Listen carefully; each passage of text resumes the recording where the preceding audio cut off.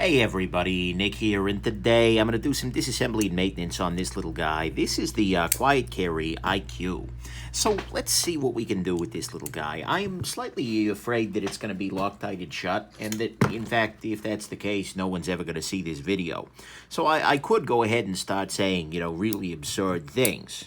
Talking about giraffes and whatnot. But, hey, well, looks like it's not, so I'm glad I didn't say anything too crazy. We'll pull the pivot out here, and then we'll just pull this other screw through the other side. Now, one thing to note about this guy that's kind of nice, although also kind of weird, is that the other screw here is actually accessible through the pocket clip. I don't know if it is also the pocket clip screw. We will find that out here shortly. But, looks like maybe the clip goes in, so, well, there you go. Oh, wow. Okay, this is actually, see, nice. A couple of things to highlight here. First off, this is a little weird as far as knife designs go. And I mean that in the very best of ways. But what you can see here is that the pocket clip actually wraps around the back and then into here, and then there is a separate screw that is holding onto the clip. So I was worried that it was going to have to be like you have to align the clip, keep it. No, that's cool. It's well done. The stop pin is fixed. Ceramic bearings,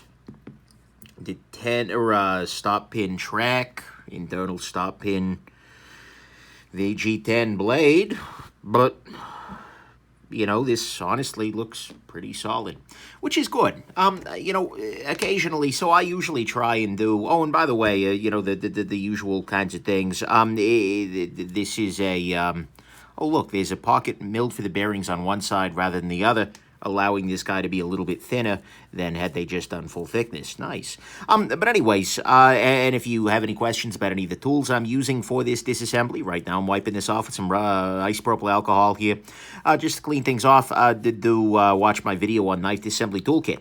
But anyways, back to ranch. What I was going to say is that very often it's the case that I do my disassemblies very early in my review process, where it's just like, oh yeah, I know I'm going to want to take a look at this knife in the coming week, for instance, so I'll go ahead and do the disassembly now. That tends to work well, because as I'm carrying the knife, as I'm using the knife, I have a good sense of what's going on inside of it, as well as it's, in good shape, or at least as optimal as I can get it. And so that's good. Nice detent hold, detent track, no detent ramp, but that's okay. Little details, right? But anyways, this has actually not been the case for this particular knife and review. Just due to the timing of when I got this knife, as well as my life, which has been completely nuts in a good way lately, I haven't been able to do that. And so I've actually got the review mostly written. In fact, pretty much entirely written. All I need to do is film this guy. But before I did so, I wanted to make sure that I, pulled it open and figured out, for instance, whether there was Loctite, or, some other complete and total deal breaker with this guy. I'm always slightly afraid that, you're going to pull it open and it's made of like polonium and hornets or something. That's not been my experience yet, but, there's always a first time for these things. So, anyways, polonium? That's, anyways, been reading a biography of Vladimir Putin. Pretty good, actually. Anyways, that's beside the point entirely. What was I saying? Oh, yeah. So I'm very glad to see that on the inside, this is just as nicely designed as it is on the outside. Honestly, this is a pretty damn nice knife, and it looks really well machined. It looks really well done. Whoever their OEM is for this, because my impression is that Quietcarry is just a single guy, single guy, basically. Whoever their OEM is doing right by them, is doing a really nice job for them, because this is really nicely done. Well, nicely done. That makes sense. Sure. Yep, absolutely. So what I just did is I'm applying a little bit of 10-weight nano oil to the inside of the pivot, as well as the bearing track there.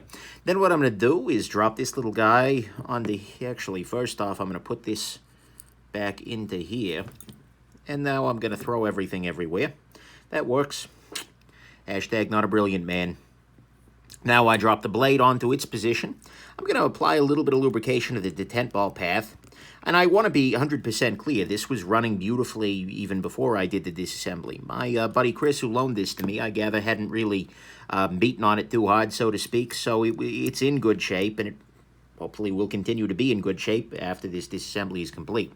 But anyways, whoever did their machining here, whoever did the knife making themselves, because my impression, again, is that it's not the guy who does the designing, or he's a really busy fella, that's for sure, is doing right by them. This is very well made.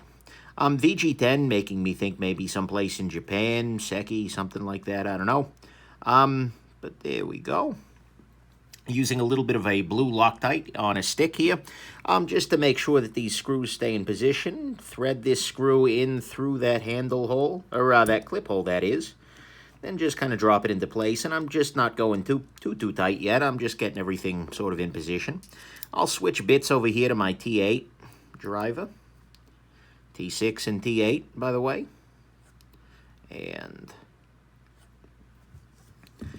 But yeah, I'm really pretty happy that the quality, the build quality here is as nice as it is. Because that can be a big deal, you know, at least for me in my estimation of the world. There have been a couple of knives where it's like, it's still scented. Oh yeah, that freaking action. Tighten right up. Oh yeah. But where it's been like, you know, this is a great freaking knife, and then I try and take it apart and realize it's constructed very poorly for long-term maintenance or something like that, and that can be a major factor for me, at least, in my view of the world. And so, again, it's nice to see that that's not the case here. So, there we go. That's how you disassemble and maintain the Quietcarry IQ. Very, very straightforward knife to take apart. Very, very straightforward knife in general, but it's one of those things where its excellence comes from those little deviations from the complexity that needs to be there.